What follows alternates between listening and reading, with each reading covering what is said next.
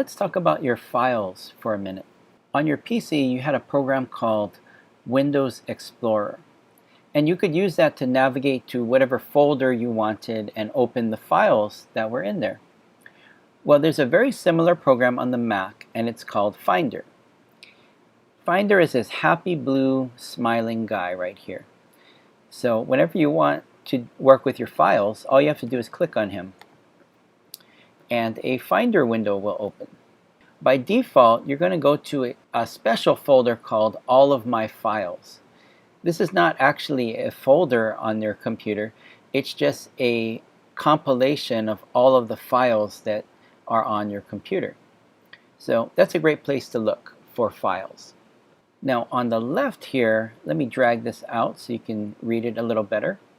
You have a bunch of favorite folders, and you can drag any of your folders on your computer into this favorite section and kind of make bookmarks. So we've already talked about the desktop, but you can click here to go to your documents folder or the downloads to get the things that you've saved off of the internet. But I'm going to come back here to the documents folder, and I'm going to show you something that's really neat on the Mac.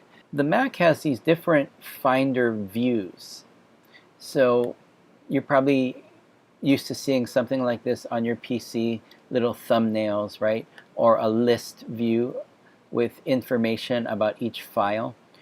But this column view is very useful on the Mac because you can click on a folder and it'll open that folder's contents in the next column.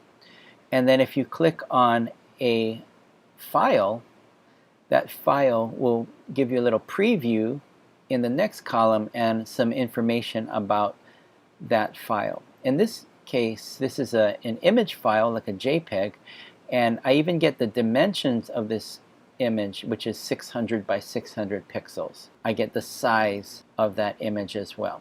This view in Finder is really useful, and as you switch from your PC to your Mac, I would encourage you to use this column view because it gives you a lot of information and really keeps you organized with your files and your folders. So that's our tip for today. Use the Finder when you want to work with files and folders.